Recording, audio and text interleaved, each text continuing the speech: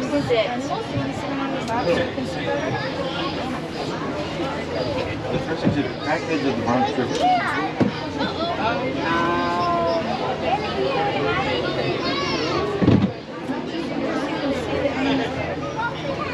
It's crazy what people are trying to sell vehicles for. Oh, wow. $4,000 for a 2004 Ram with 192,000 miles. How about I give you 2 shoelaces and a quarter? Are the rear wheel wells heating on now? Or they probably were, and they did with the clears. Yeah. Yeah.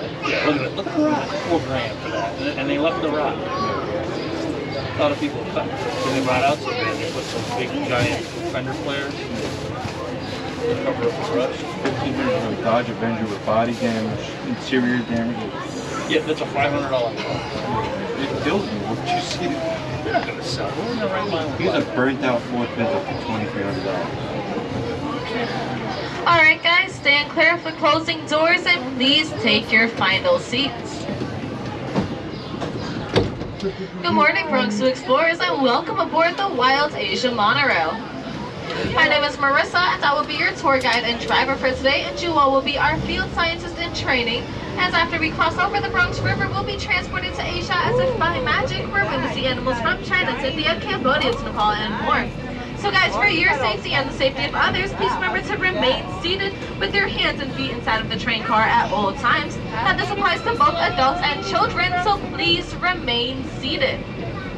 And if you turn around, you'll see a black box next to the door. That's our intercom system that you can use to contact me in case of an emergency. Now, the Bronx Zoo is the headquarters for the Wildlife Conservation Society, also known as WCS. We have scientists and legal guards working in the field, as well as zookeepers here at home to protect our animals. But now we have traveled over 7,000 miles and have arrived in Asia. Asia is a continent with the largest number of deer species and is known for its deer diversity. So over to your left, you'll see some large honey brown deer. Those are some of our Barasinga deer, which are native to India. Now Barasinga, the Barasinga deer, they get their name from the look of the males, because Barasinga in Hindi translates to 12 tinned, and the males have 12 to 14 points on their antlers, whereas the females do not have antlers. Those small tan antelopes are the black-buck antelopes. The males are chocolate brown with long spiral horns, and the females are tan with no horns and a white underbelly. And over to your right, up on top of the hill, you'll see our Bactrian deer, those large white deer, which are native to Central Asia. Now, throughout our tour, you will notice a lot of peafowl roaming around, and the peafowl are India's national birds. Now, the males are called peacocks, the females are called peahens, and we do allow them to roam around freely, so again, you will be seeing quite a few of them throughout the entirety of our tour. But now, these 2 small farm huts that we're passing actually represent a very interesting WCS story. Hi, farmers in Indonesia live closely with wild animals, like elephants, which we will see shortly. WCS field staff work with local leaders and farmers in Indonesia to come up with the Crop Protection Unit. This unit created many different ways for farming to continue in close proximity of wild animals. One strategy was to soak ropes in chili powder and place them around the crops. Elephants do not like chili and leave the farms alone, allowing the farmer and the animals to share the habitat peacefully. Now, we all know a species that no longer exists is extinct, such as dinosaurs and the dodo birds. Now, our next animals were actually on the verge of extinction. So the enclosure that we're now entering belongs to the Mongolian wild horses, and these wild horses were actually extinct in nature, and they could only be found in zoos. Now, thankfully, they have been successfully reintroduced back into the wild in some parts of Mongolia and China. Now, they are going to be over to our far right, so you'll get a better look at them once you move on up ahead. So in the meantime, here's one of our field scientists named Jonathan with more information about these animals in other countries. I'm Jonathan Slatt, and I'm the Russia and Northeast Asia coordinator for the Wildlife Conservation Society. I believe that wildlife has a place on this earth, and my job is to find practical solutions that allow people and wildlife to thrive together. Peter Przewalski's horse went extinct in the wild in the 1960s. On a recent trip to Kazakhstan, I thought about the ongoing and successful efforts in that country to bring these horses back to the Central Asian steppe. The world needs happy stories to watch the impossible become possible and to see hope restored. That's what's happening today in Przewalski's forest. As we're turning this bend, look up to your right on top of the hill. You will see some of our Mongolian wild horses. You'll see a few more of them straight down to the back of the enclosure, and there's going to be more of them coming up on your right. But you may notice some differences between these horses versus our domestic ones. Now, these horses have a stockier build, shorter legs, and an erect mane, meaning that these horses have a mohawk. And they're also missing a forelock, which is the piece of hair that falls over the forehead of our domestic horses. Now, here at the Bronx Zoo, we do offer our animals plenty of room to roam around and graze. So all the space that you saw here in front of you belongs to just these horses, and as you can tell, they use every single bit of it. Now, the Bronx Zoo received their first horses all the way back in 1902. To date, we have had over 50 babies born right here.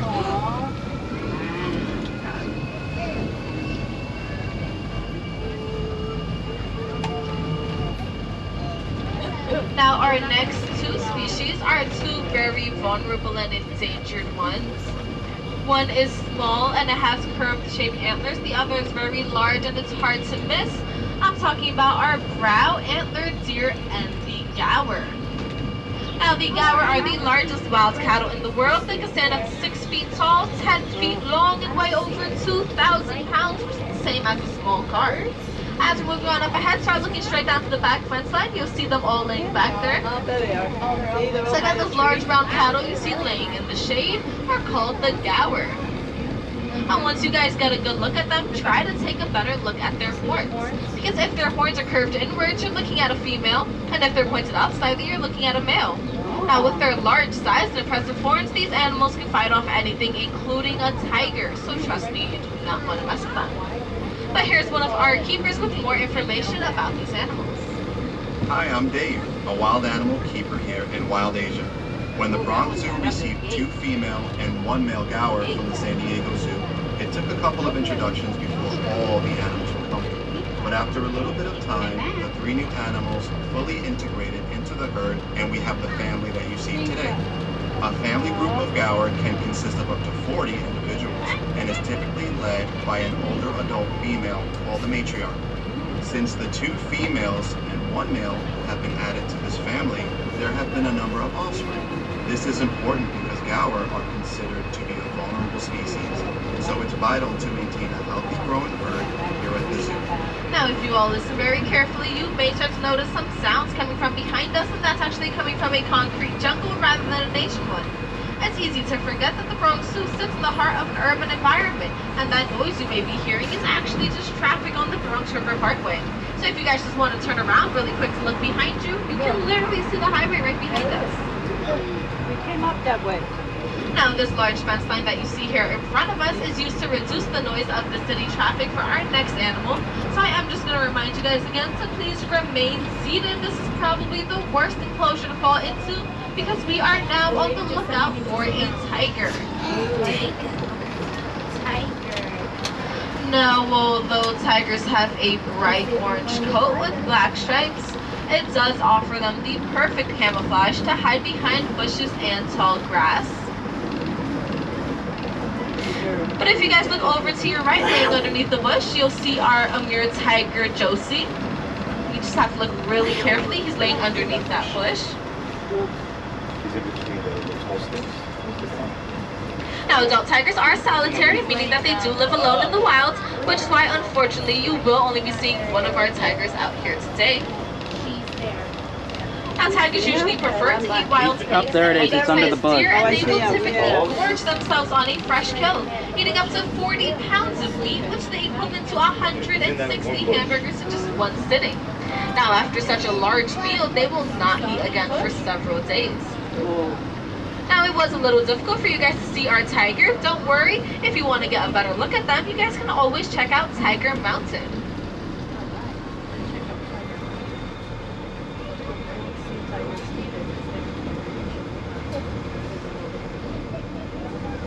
Over to your right, this large hill in front of us is the back of the Gaur enclosure. So towards the end of the day, around 3 to 4 o'clock, they do like to come all the way down to these rocks here in front of us. And it really is a sight to see because you can see all of them up close, and trust me, they are huge.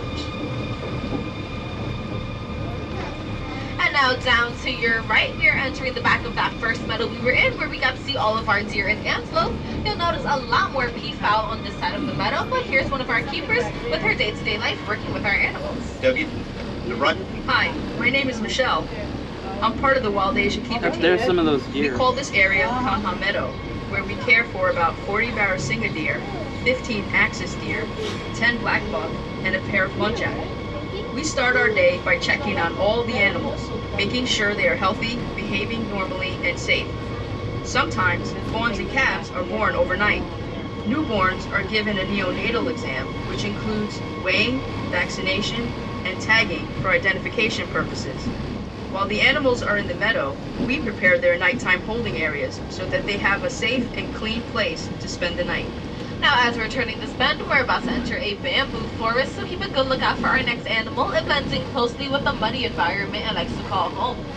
So if you see a pig-like animal with tusks that curve backwards towards its eyes, you have spotted our male Babirusa linus. He's going to be down in the back laying next to those boulders. In the second pen over to your right, we have another male out named Kenneth, but the males have tusks that curve backwards towards its eyes resembling antlers, giving them their name Babirusa, which means pig deer in the Malay language. But don't even worry if you couldn't see our Babirusa, because you will not miss our next animals. We are now pulling up on the largest land mammals, our Asian elephants, Happy and Patty. So this first elephant that you're going to see, her name is Happy. The second one down to your far right is Patty. Now you may notice Happy throwing some dirt and hay over her back, and that is to protect her skin from the sun and insects. Now I want you all to notice Happy's large size. She weighs over 10,000 pounds and she has to eat a lot of vegetation.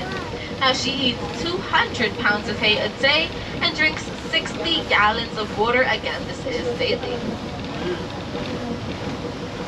So again, the elephant on your left is Happy, the one on the right is Patty. Try to take a good look at their trunks, because their trunks have over 40,000 muscles in it, which is more than the human body. It also has this finger-like feature at the end that only Asian elephants have, which allows them to pick a blade of grass from the ground or tear down all of these surrounding tree branches with enormous force. At here at the Bronx Zoo, we do offer our elephants a lot of personal attention, including baths and pedicures given weekly by our zookeepers. But now, as we're saying bye to Happy and Patty, we are on the lookout for another large mammal. So if you see an animal with skin that looks to have armor plates, a big horn on its nose, and looks to weigh around 3,500 pounds, you have spotted our Indian rhinoceros Penny. Now she is going to be over to your right, laying in this pool of water that's called a mud wallow. So as we're moving on up ahead, you are going to get a better look at her. But again, guys, over to your right, that large boulder in the water is just our Rhino Callie, our Rhino Penny, all 3,500 pounds of her. He does look like he's like frozen.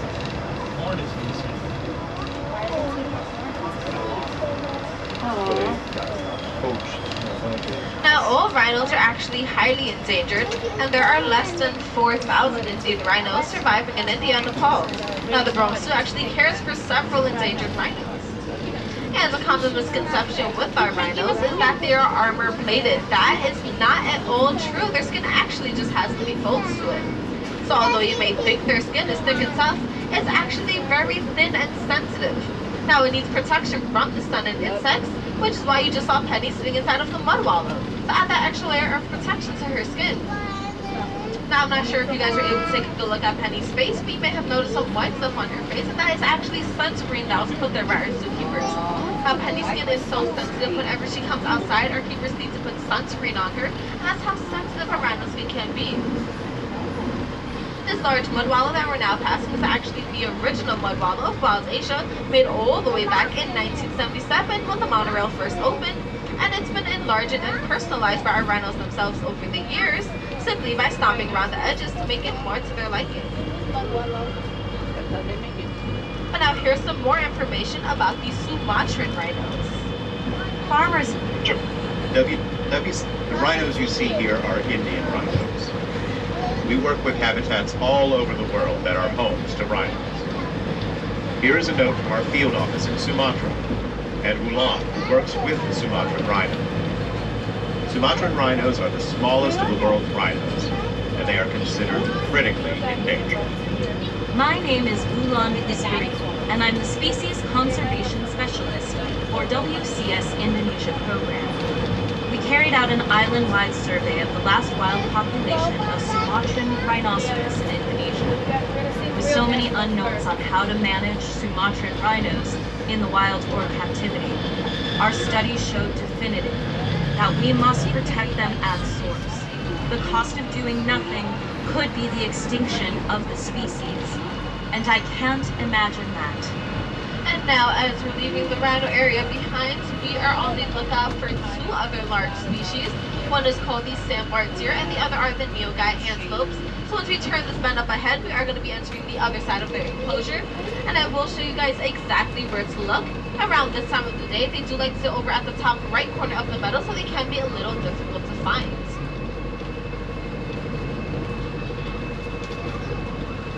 But the large chocolate brown deer you're going to see are some of our sandbar deer, which are the largest deer species in Southern Asia.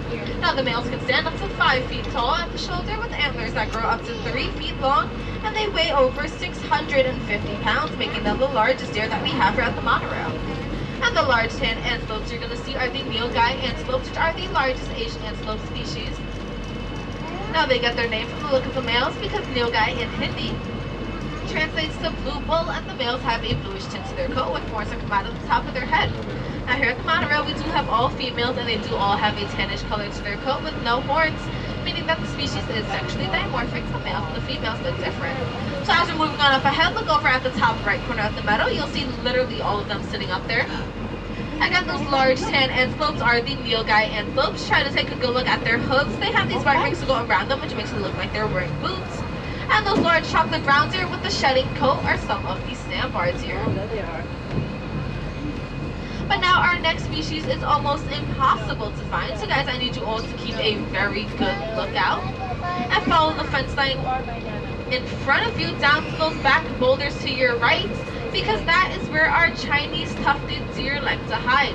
Now they're so hard to find because they weigh less than 40 pounds. And they do prefer the cooler temperatures rather than the warm, so on days like today, it's rare to see any of them just running around, but their dark coat allows them to camouflage really well up along that back fence line, and that is where they like to sit throughout the day. Now, it's also rare to find any of these deer outside of zoos in China, so the Bronx Zoo is very thankful to have some of them right here with us. And now the next part of our tour is the perfect photo opportunity, so guys, get your cameras ready. We are now crossing back over the Bronx River, which is the highest point of our tour at 35 feet. So again, this is the perfect photo opportunity. Thousands of commuters cross over this waterway daily, and under highways and elevated tracks, the river still rushes along, providing a habitat for ducks, fish, and migrating birds.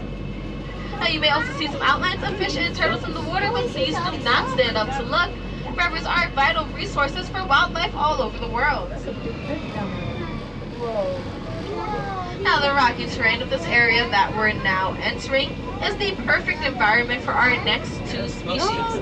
They're both adapted to climbing rugged mountain slopes, and they're the relatives to wild goats. So start looking down to the back and you will see our Markhor. Now the Markhor are these animals that you see here in front of you with those large corkscrew horns, and they have a wizard-like beard growing around their neck. Now they're also the national animals of Pakistan. Now the male's horns can grow up to 5 feet long, whereas the female's horns only grow up to a foot. You'll see a few more of them over to your right. But the hooves of these animals have a rubbery core stem, which helps them to grip and climb onto things much like a boot does. Now that's what allows them to climb those boulders that you see down in the back of the enclosure, as well as climb trees just to reach fresh leaves. Now these animals are actually known to jump 6 feet in the air without a running start. But I am now slowing down our tour so we do not miss our next animal. So if you guys are looking over to your right, past this large V-shaped tree, look down on the smaller tree and you will see our red panda lioness. Now guys, please do not yell at him. He does get scared by loud noises. But again, over to your right, down on the small tree, you will see our red panda. Again, his name is Lioness, and please do not yell at him.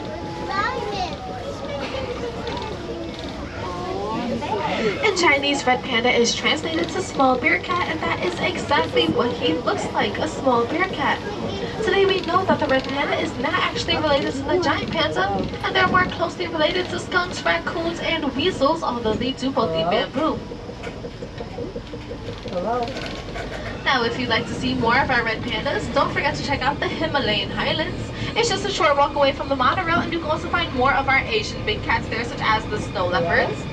So again, if you want to see more of our red pandas, maybe some snow leopards, head over to the Himalayan highlands. It's just a short 5-minute walk away from the monorail. But now, as we're turning this bend, our journey is almost to its end. You have heard from animal experts here and in the field, as well as tried some of your own scientific skills. Now, the Bronx Zoo is part of the Wildlife Conservation Society, which manages 5 parks here in New York City. And that is the Bronx Zoo, Central Park Zoo, Queens Zoo, Prospect Park Zoo, as well as the New York Aquarium. And we also have scientists in the field in over 300 sites in over 60 countries. Now, in just a few more seconds, we are going to be coming to a very brief stop. There is a train at the platform ahead of us. But this is the perfect opportunity to gather all of your belongings. So guys, please do me a favor, check the seats and check the floor. Please do not leave anything behind. Now, if you have any garbage with you, there are trash cans at the platform available to you. So again, we're only coming to a very brief stop, so please do not stand up. This is not our final stop.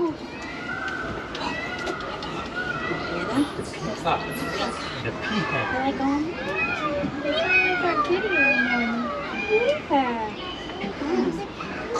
Those are actually birds.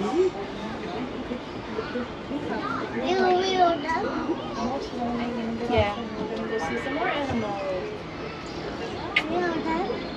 Soon. There's a train there. People are getting off that train. And then it's the art train to get off.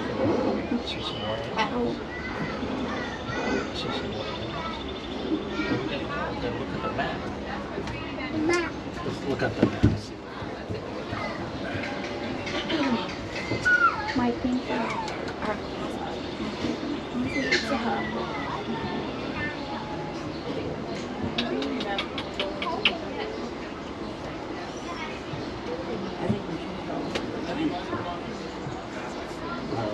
Matt, did you lock it up last night?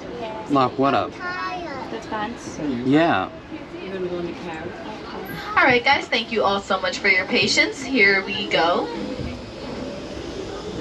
So we are now pulling up to the platform, and I am just going to remind you guys again to please remain seated until the train comes to its complete stop and the car doors open. Also be careful when you guys are exiting your train car. For the people sitting in the front row, there is going to be a small step up, and for the people sitting in the back row, there is going to be a small step down. Now, if you're sitting in the first 6 cars, your exits are going to be over to your right, and if you're sitting in the last 2 cars, your exits are to your left. If you're sitting in lucky car B6, your exit will be straight ahead of you. So on behalf of the Bronx Zoo, I'd like to thank you all so much for joining us here today, and please come back again to visit us soon. But once again, my name is Marissa, and I was your tour guide and driver for today. In just a few more seconds, the train will be coming to its final stop, and the car doors will be opening. So please just watch your step and enjoy the rest of your day. Oh, good. Yeah. We're going to get out? All right. Wait for them to come out. Now you can go.